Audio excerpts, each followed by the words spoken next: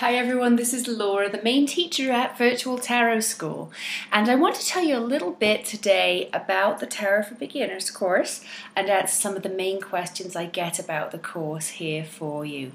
So the concern that most beginners tarot students have when they come and they find this course on the internet is, I don't know whether I would be able to take it because I can't see myself memorizing a bunch of tarot meanings.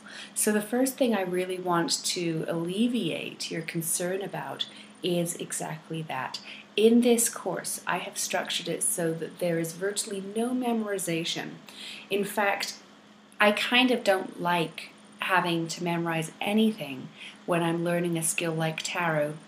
Because if you think about it, memorization pulls you into your analytical brain, right? Your left brain, all of those brain centers that are really responsible for recalling information. And we want as little of that as possible going on when you learn to read tarot cards, although you need to have an idea of what the cards are about, obviously. But we don't want so much of the memorization going on because we don't want you in that analytical brain space. We want your right brain, your intuitive brain, your emotional brain, that center of your brain that is responsible for your growing development of your intuition and psychic abilities. That's the part of the brain that we want to make sure has a chance to open up and respond here. So for that reason, there is very, very little memorization in Tarot for Beginners, even though you're looking at 78 cards in a tarot deck, and most of those cards are probably quite new to you, if not all of them. We don't memorize 78 different meanings and 78 different reversed meanings. Instead, what I teach you is I teach you through learning the innate pattern and structure of the deck of tarot cards. There are certain things about every deck of tarot cards out there that are going to be the same. No matter what deck you're reading with, it's going to have 78 cards. The 78 cards are going to be divided into major arcana cards and minor arcana cards. The majors are divided into some helpful groups for you and set out in a certain way in this course that is going to help you really understand them.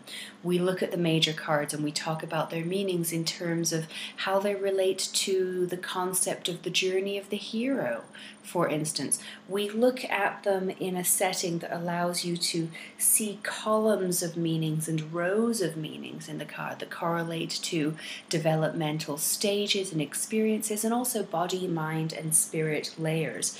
So there's a lot that we look at visually with the major arcana cards in this course that is going to help you to no end, and you will very much find that the meanings of the major cards are so based around universal human experience of story forms and story patterns that we have seen over and over and over again in our culture, that when you get through that portion of the Tarot for Beginners course, it's really going to feel to you like you already knew these cards, and really what we're doing is we're just bringing that knowledge, that innate wisdom of what these major arcana cards are all about. We're just bringing that conscious for you, really. That's all we're doing here.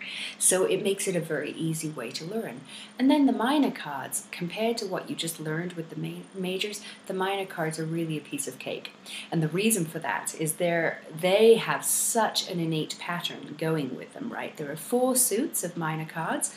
We look at the meanings of those suits, and then all of those minor cards in all of the suits are divided into the same 10 numbers and the same 4 court cards. We look at the meanings of those numbers. We look at the meanings of each of the court card types.